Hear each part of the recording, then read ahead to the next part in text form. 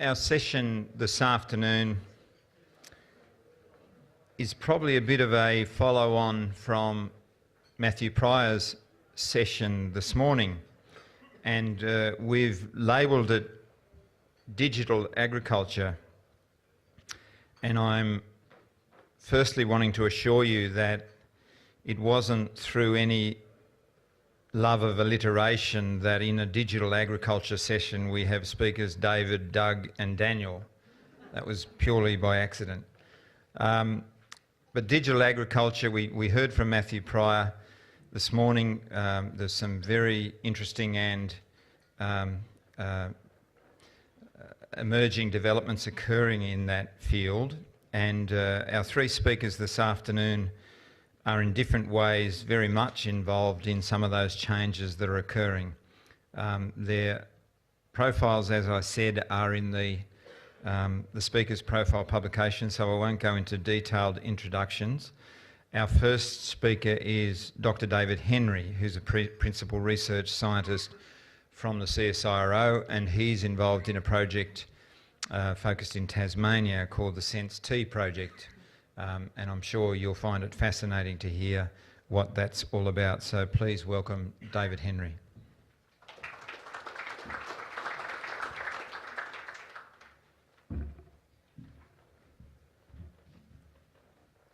Thank you, Mick, and thank you for the invitation to speak at the dreaded after lunch session. I've had 3 cups of coffee, so I think I'll be all right. My task is in 20 minutes to give you some views on digital agriculture, whatever that may be. And whatever you may think it may be. I've taken a fairly liberal view, and it's going to be a bit of a whirlwind tour from my perspective, so hang in there. Hopefully it'll incite some discussion and a few interesting thoughts. So I'm not going to focus on this because we've all seen these sorts of high-level drivers before.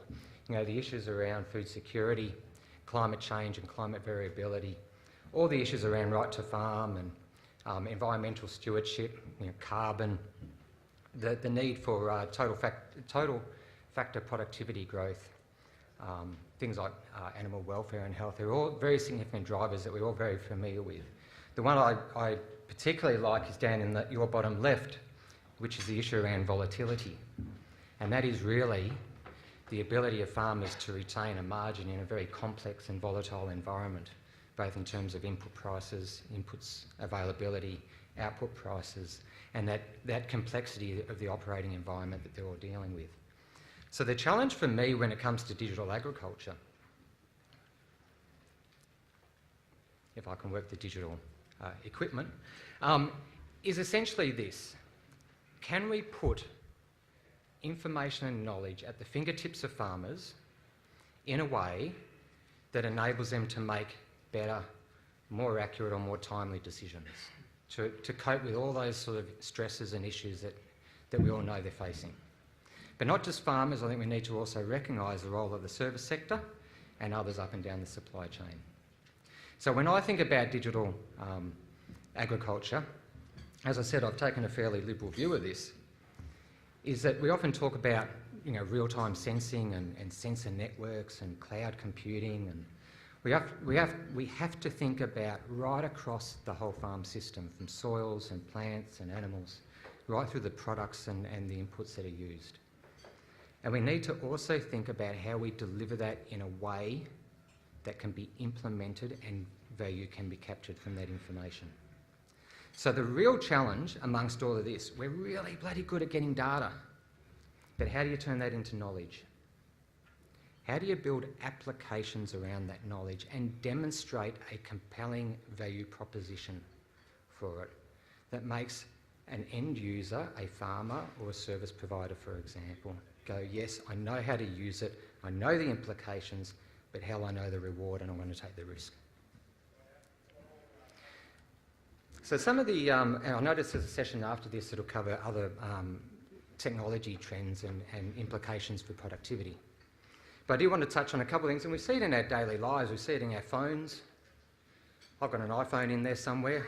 I'm still frustrated by battery power with it, and I'll be plugging it in shortly just to get a phone call. But we do see a much improved capacity to harvest energy, to store it, and to use it. And this is really important when we're talking about some of the technologies. Robotics is something I will touch on a bit later on, and we see it across all the sectors, robotics and automation. Material science. Now here I include things like carbon nanotubes, and I can't confess or profess to understanding exactly what carbon nanotubes are, but I do understand the potential value of these tiny structures that can actually help us build technology around, for example, biosensors. So actually sensors inside living organisms. And of course, information technologies. I think this is at the heart of digital agriculture. It's our capacity to capture data, to mine it, to analyse it, to interpret it. And that two-way connectivity, we all know about the NBN, but the one thing that the NBN will offer us is the ability for that two-way connectivity. So just in terms of some of the innovations, I wanted to skip through a few, and I thought that this is a really interesting one because there's a bit of a learning underneath it. I was involved in some satellite remote sensing work probably 10 to 15 years ago that was trying to deliver satellite observations directly to graziers in Western Australia. And looking back on it, I think there was a hell of a lot of hype around it. A lot of overpromise and a lot of under-delivery back then. And if you want to look at that hype curve, you can, and how there's that hype and then that trough of disillusionment. Satellite remote sensing has been very successful, I think, in the broad-scale, long-term land use change, that sort of long-term monitoring at the landscape or national scale. But in terms of operational delivery for farmers, I think it is questionable, particularly in the grazing industries. I think in the cropping sector it's been more successful, and I think that's just because of, in the grazing industry, you're essentially trying to harvest the crop, i.e. the grass, at frequent intervals during the growing season. The thing I like about, or the learning from the project I was involved in, which was called Pastures from Space, is that technically it was really successful. This graph down the bottom just shows pasture biomass predicted from the satellite versus what was measured on the ground. So technically it was pretty good. It even built an end-to-end delivery system that within 24 hours it could capture a satellite image and deliver paddock-scale information directly to farmers. But because 90% of you in the room probably have never heard of it, probably suggests it hasn't exactly taken off and is a raging success on the stock market. It was perhaps before its time, but the thing that really struggled was this issue about how do we create a business model for it? How do we create a business model that enables a supplier to make money from the service?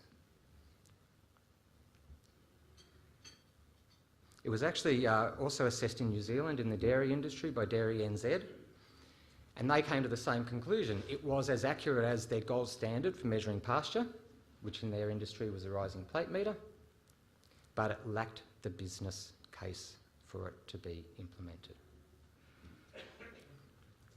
What we're now seeing is UAVs. Everyone loves UAVs. Everyone wants a UAV.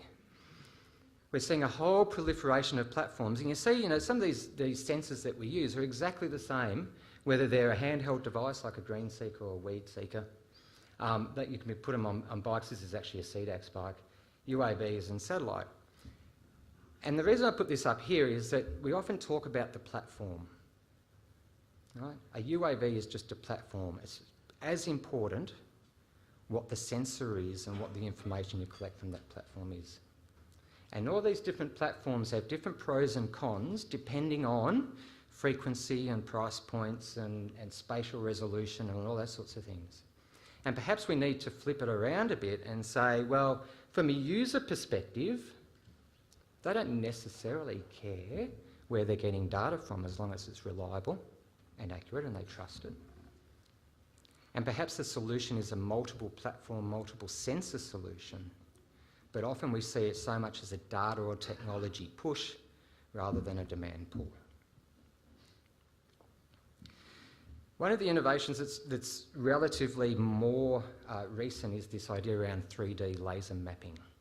Now this is just a handheld device, and you see Jonathan there holding it in his hand, and it just spits out millions of light, low intensity light beams, and it measures the time that it takes to bounce off particular things. And from that, each time it bounces off, the point is about 1 millimetre accuracy, depending on the laser that you use. And rest assured, it's not going to cut an animal in half or anything. It's a low intensity laser. So what Jonathan did, he had the hard task of going into the Leaning Tower of Pisa and getting access, and just walking around holding this device created a 3D map of the Leaning Tower of Pisa from all the internal stairwells and so on. So think about that now and turn it around to an agricultural application.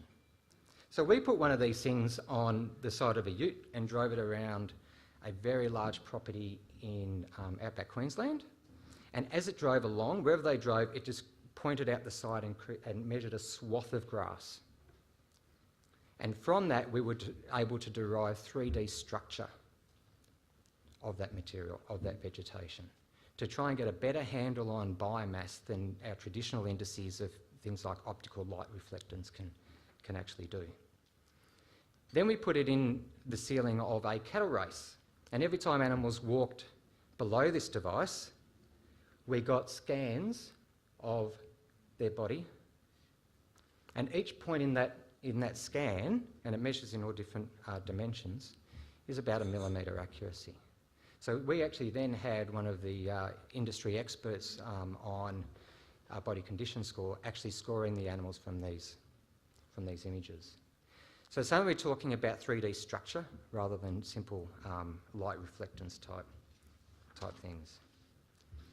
So talking about digital agriculture, we can't forget data science. So what's data science? For me, data science is really, once you've got the data, what's the smart stuff that you can do about it? Or do with it, rather. What knowledge can you derive from that data? So I wanted to use, Mick mentioned a SenseT project, which is sort of Sensing Tasmania. And so that part of that project, what we did was we put activity collars on dairy cows. And these have magnetometers and accelerometers and gyros and GPS and all sorts of things. And they measure multiple times a second.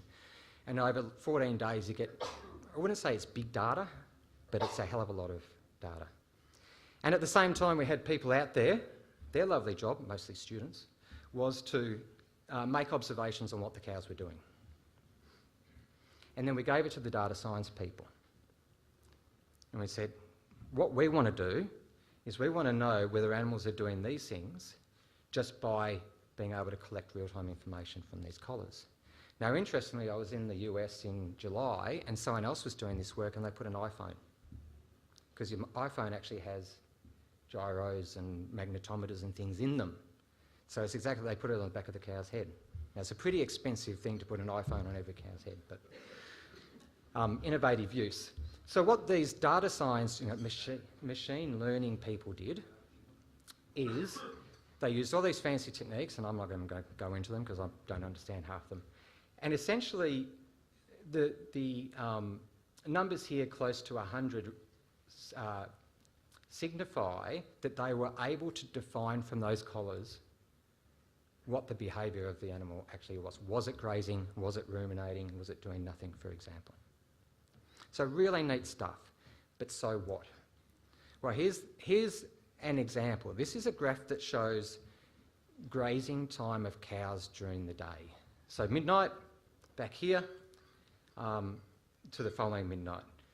Averaged over about 14 days and many animals. These animals that went out after the morning milking and grazed hard had no grain when they went in for the morning milking. So they had no grain at the morning milking, they went out and went, oh God, I'm hungry, I'm going to graze really hard. These cows with the blue line had 3 kilos of grain in the dairy each.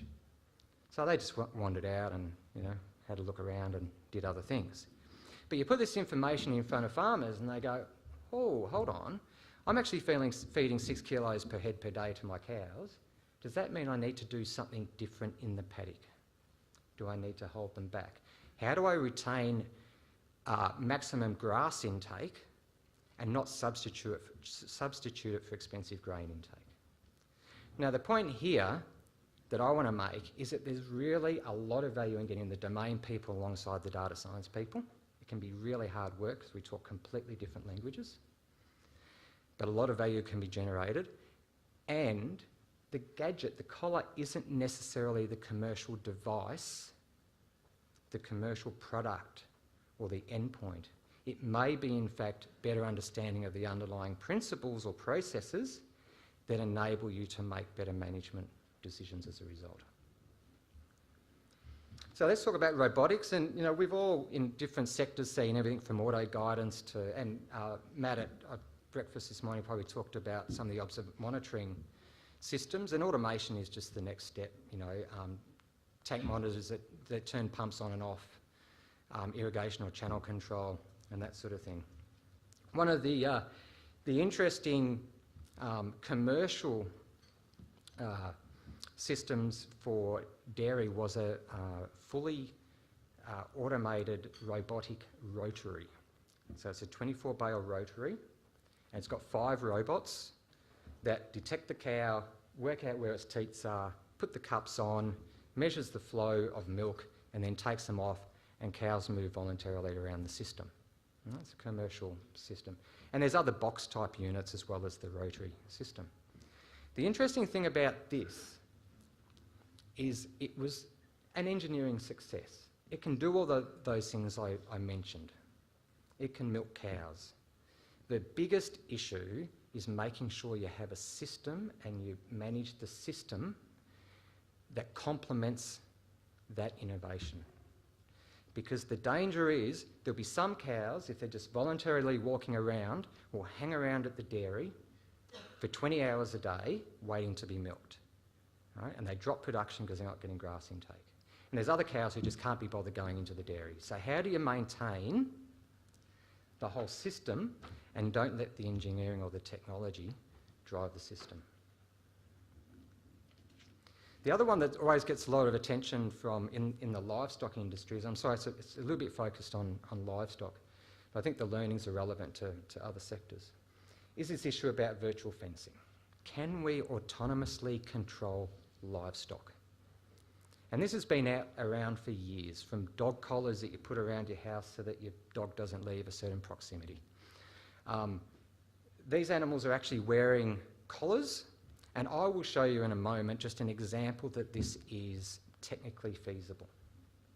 The issue is there a business case, and is the market ready for it? So this is just a graph. This is outside of Rockhampton, quite a few years ago. Each animal individually tagged and have access to the river, which is a riparian zone. And the next slide, the green dots simply show the GPS location of those animals when they were freely able to roam around at their leisure. I wasn't expecting the 5-minute sign, thanks. So what they then did was they drew a line on a map on a computer and said, we don't want the animals to go near that riverbank anymore. So the red lines, red dots rather, are the GPS location of those animals. And you see there's a few incursions into the riverbank, but they had a success rate of about 98% over 14 days of keeping animals out. And there was other work that used supplements as the carrot, so a really strong carrot, and looked at ways of, even if an animal goes through a virtual fence, how do you actually move it back? And rest assured, they weren't just continually zapping an animal with electric shock until it succumbed. The issue here is, it's actually interesting, there's a business case that's been put in by an SME in Victoria to the Victorian Department of Business and Innovation to build this as a commercial product. They think from a commercial point of view that there's an opportunity there, and as part of an innovation challenge, they've put that proposal into the Vic Department. Okay, digital agriculture. Looks a bit complex, this diagram, but it's actually relatively simple. We need to just think about that end-to-end delivery system and cloud-based computing. What this simply shows is that you can have all sorts of ways of acquiring data on farm. And Matt's talk this morning would have been a beautiful example of acquiring data from a range of sources. You can have also external data sources. Essentially, you have something up in the cloud with a really smart engine and analytics behind it and a way of delivering it to your client, whether it's by mobile devices or web-based or whatever. And we see some of these things. I apologise, Matt, I haven't got Observant. You could easily put Observant up there. I've got a Trimble one. That's a Trimble dashboard, which at the moment is just geared towards integrating their own technology products. And this is a UC product. But the point here is that as we go through our life with these things, these are geared around the individual. It's your photos, your messages, your music at your fingertips. I think what we've got to do, and the opportunity here, is to change it around to be enterprise-centric. But that requires interoperability and standardisation, and that is the challenge. So that flowchart I actually showed was part of a Queensland Smart State project where they developed that pipeline coming at it from this perspective. So the users, in this case beef producers in the north, drove the requirements of what data are in and how to present it. That is a picture of a web-based dashboard that is tailorable or customisable by the end user. You just drag widgets around, turn them on and off, and you can have a simple display of basic information, or you can drill down into other things. It has to be scalable and it has to be transferable. And in fact, colleagues at the Queensland Department of Agriculture took this to a commercial scale, but they basically said, look, we want tank monitors, weather stations, walkover weighing, fire alerts, and that's about it. So they just took it and tailored it. So that issue around enterprise-centric but customisation is absolutely critical in getting end users engaged. In terms of enterprise-centric information, I think it's worth also noting this issue around data sharing between enterprises. There's a recent commercial entity out of the US that's based around the high-value maize, sorghum-type industries. And essentially what they are doing, they have lots of people that run around their clients' paddocks and collect agronomic information. And they bring it all up in the cloud with other models and soil information and weather information and so on and so forth. And for their clients, they're trying to benchmark their paddocks against other people, other regional information, to identify where their crops are lacking, whether it's fertility issues or pest or disease or something. And their model is then to provide that information back to the individual producers, but also to the service sector, whether it is the fertiliser suppliers or plant health, agribusiness, for example. What this also introduces, though, is the whole issue around data privacy and security. I just wanted to touch very briefly, and then I'll summarise as the 1 minute sign goes up. This issue about value proposition. I'm sure that everyone is very aware. This is just a couple of snapshots from some work of Dave Swain, who looked at about 6 different technologies, digital technologies if you like, across different case study properties in Queensland. The point I want to make here is the value proposition for any given technology is different depending on the system. And I've just chosen 2 for no reason. I mean, Automate, that's actually a remote sensing based product, walkover weighing and auto drafting. Some properties, there is no positive benefit cost ratio, whereas others, it is compelling. So finally, I just wanted to summarise, and thank you everyone for your attention. We recognise the drivers, and we see it in our daily lives and medical field and some of those drivers and trends in technology. There are real opportunities here, whether it's fine-scale monitoring and management of plants or soils or animals. Automation is an outcome, but is not always an outcome. And that connectivity across our farms. But also the challenges, and this is really, I think, the crutch of it. I don't think we necessarily empower the service sector very well. We don't actually understand necessarily as researchers the role of the service sector. So how do we actually drive the business case up and down the supply chain? That issue of standardisation and interoperability of technologies is critical, because we all deal with farmers, and we know the last thing they need is another bloody management software that doesn't talk to something else. And finally, that compelling value proposition. Thank you.